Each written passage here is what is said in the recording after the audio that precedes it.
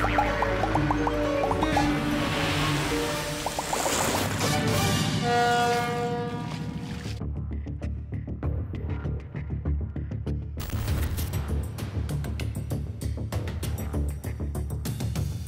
javë më parë, sollëm në vëmendje një skandal që po konsumohet çdo ditë në Tiranë, e që ka të bëjë me hedhjen e dherave dhe inerteve, të cilat dalin nga gropat e kullave që po ndërtohen. Në mungesë të një vendi të caktuar nga bashkia, dherat hidhen gjithandej në zonat periferike, duke shkaktuar një masakër të vërtet mjedisore. Të dokumentuar me pamje të qarta nga bazat e palishme, të krijuara nga ndërtuesit dhe në nënhunden e autoriteteve, që fatkeqësisht me sa duket janë bashkëpunëtor në këtë krim mjedisor. Nga Tufina, në Baldushk, Sharr, Muraga dhe Zadher, shihen qartë masive të tëra mbetjesh të hedhura në toka bujqësore dhe mbi shtretërit e lumeve. E gjitha kjo në palishmëri të plot dhe në nënhunden e institucioneve përgjegjëse. Zëri Stani, ku shkojnë dherat që nxirren nga gropat e pallateve të reja që duhen në Tiranë? Zëri Stani, ku shkojnë? Në takimin e parë, pavarësisht urimeve të përzemërta që i bëm, zonja kryetare në detyrë nuk na dha asnjë përgjigje. Prandaj vendosim ta provojmë përsëri. Të lutem. Po ja, pra qytetare për kërkoj. Të lutem. Edhe takimi i dytë nuk shkoi as pak mirë. Sidoqoftë, e treta e vërteta. A ka sot Bashkia e Tiranës, zonja Ristani, një vend të përcaktuar për depozitimin e dherave dhe inerteve që dalin nga gropat e reja të kullave që ndërtohen? A ka dështuar Inspektorati Kombëtar i Mbrojtjes së Territorit për ta parandaluar këtë? Këto momente të jap një përgjigje dhe me ngarkua, si thosh, kolegët apo institucionin ku punoj me një përgjegjësi të tillë më është pak e vështirë. Sepse edhe mund të ketë në kuptimin e asaj sektor apo inspektor të cilët edhe mund të kenë rëshkitur diku. Hapat që do të merren do të jenë nxjerrja një urdhri urgjent nga kryeinspektori përgjithshëm, duke paraqitur faktin për ngritjen e grupeve në terren për verifikimin e situatës dhe nisjen e punës pikë së pari për identifikimin e shkaktarëve, e autorëve të këtyre masakrave, krimeve mjedisore. Në bashkëpunim me institucionet, komisariatet përkatëse, me policinë bashkiake, duke bërë kallëzime kryesisht në prokurori për të mundësuar identifikimin e autorëve. Por fatkeqësisht, në vend që të vijë alarmi për këtë masakër, pikat e palishme të depozitimit sa vine zbulohen njëra pas tjetrës, përmes një efekti domino që dëshmon më së miri se gjithçka është e koordinuar mes ndërtuesve dhe institucioneve përgjegjëse. Për të kuptuar më mirë situatën, ne vazhduam të ndjekim lëvizjet e kamionëve që ngarkohen çdo ditë e natë në gropat e kullave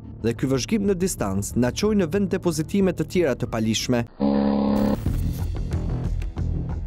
Këtu jemi në Petrel, në një nga zonat më të bukura të gjelbëruara të periferisë, e cila nëse vazhdohet me këto ritme nuk do të jetë më e tillë, sepse çdo ditë me 10 kamion të ngarkuar me mijëra metër kub, dhera dhe inerte depozitohen në territorin e saj.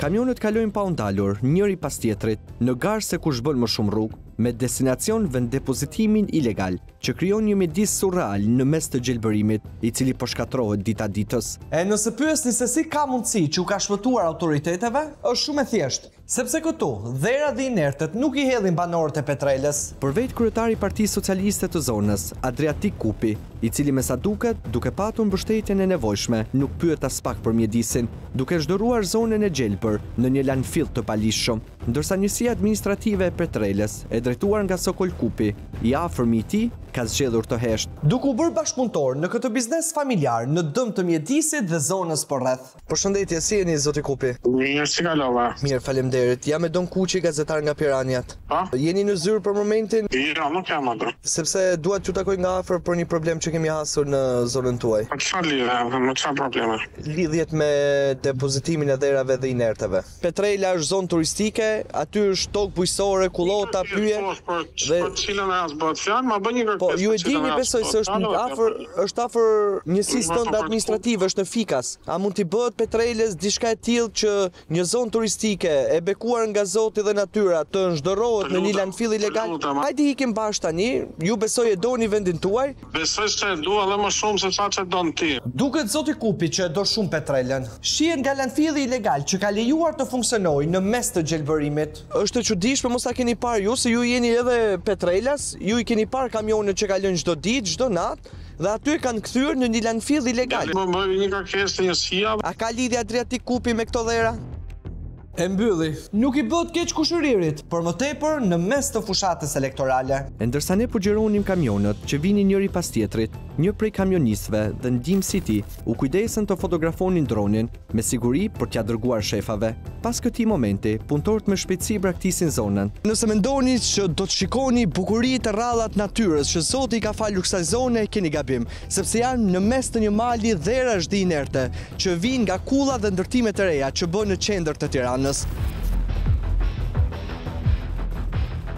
Jemi në Zall Bastar, aty ku 10 kamion të ngarkuar ngjiten në rrugën e Arbrit duke shkarkuar ngarkesën e tyre në vend depozitimin ilegal. Si shihet, me mijëra metër kub dhera dhe inerte janë depozituar në tokën bujqësore dhe në shtratin e lumit, duke ngushtuar këtë të fundit, ndërsa fadromat punojnë pa pushim duke shtyrë materialet e hedhura dhe duke spostuar rrjedhën. Pika tjetër grumbullimit është në Bathore, ku dhera dhe inertet që dalin nga gërmimet e komplekseve të reja në kryeqytet, sillen dhe depozitohen në një hapësirë që zgjerohet dita ditës në dëm të tokës bujqësore. Tashmë fusha është mbushur në çdo centimetër të saj, duke krijuar male artificial mbetjesh që me sa duket nuk i bëjnë më përshtypje askujt. Edhe në këtë rast, masakrës nuk i ka shpëtuar as shtrati i lumit, i cili ka nisur të ngushtohet duke tjetërsuar rrjedhën normale. Imagjinoni pak se çfarë ndodh këtu në kohë shirash, kur ujërat marrin me veti inerte dhe dherat që shpërndahen më pas në të gjithë gjatësinë e lumit, deri në Bregdet. Ndërkohë situata nuk është as pak më mirë në Zaldajt, aty ku kamionet bëjnë vajtjeardhje në mes të ditës, me ngarkesa që vijnë nga zonat ku po ndërtohet në Tiranë. Edhe ky vend depozitimi është sërish në shkelje të plotë të ligjit. Masakra vazhdon. Me sa duket rruga Arbrit është bërë një zonë e preferuar për ndërtuesit, të cilët e kanë kthyer në një landfill abuziv.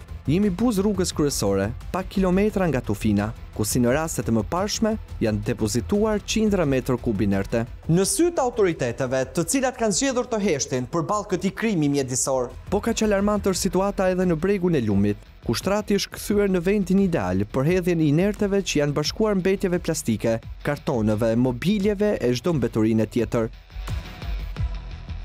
Tani të shohim pak se çfarë ndodh në Yzberisht. Aty ku bumi i ndërtimeve është shoqëruar me pasoja për mjedisin, kamionet kalojnë çdo natë duke shkarkuar dhera dhe inertet në këtë fushë, e cila ka nisur të mbushet pak nga pak. Pa folur pastaj për pasojat që sjellin shtullungat e pluhurit për banorët të shtëpive përreth. Jemi në Zallher, shumë pak kilometra nga qendra e Tiranës, aty ku kulla dhe luksi nuk e fshehin dot masakrën mjedisore që po shkaktohet. Ditë dhe natë pa ndërprerje, 10 kamion të ngarkuar me inerte nga gropat e pallateve dhe komplekseve të reja që ndërtohen në Tiranë depozitohen këtu. Në shkelje të plotë të ligjit dhe pa u penguar nga askush. Për të siguruar mbi vërtetësinë e sa tha më sipër, na u tesh një vëzhgim disa ditor, duke parë nga afër atë që po i shkaktohet mjedisit. Dhera dhe inertet sillen këtu me kamiona dhe depozitohen pra një fushe, duke shkatëruar jo vetëm tokën bujqësore, por dhe shtratin e lumit, i cili nuk është kursyer as pak nga kjo masakër. Por si është e mundur të ndodhë kjo? Përgjigjja është e thjeshtë, vetë shteti është palë në këtë masakër mjedisore.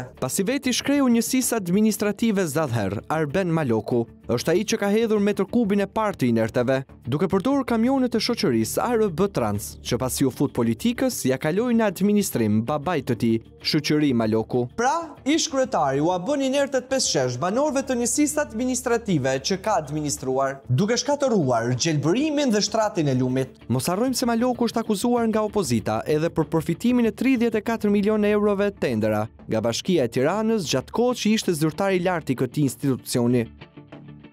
Zyrtar të lartë të njësive vendore, drejtues politik të majorancës, cep më cep Tiranës, duke abuzuar me pushtetin në kulmin e fushatës zgjedhore. A kemi të drejtë të dyshojmë se një pjesë e këtyre parave të palishmërisë mund të përdoren për efekte elektorale? Meqense Bashkia e Tiranë me policinë dhe inspektoriatin e mbrojtjes së territorit në varësi të saj, Policia e Shtetit dhe Inspektoriati Kombëtar i Mbrojtjes së Territorit nuk e kanë as pak në mend të ndërhyjnë, a mos duhet që SPAK të mbledhë informacion për çfarë po ndodh? Nëse do të kenë vullnet, tek ne kanë në dispozicion të gjitha pamjet dhe vendodhjet e sakta ku kryhet masakra mjedisore që po shkatron çdo ditë Tiranën.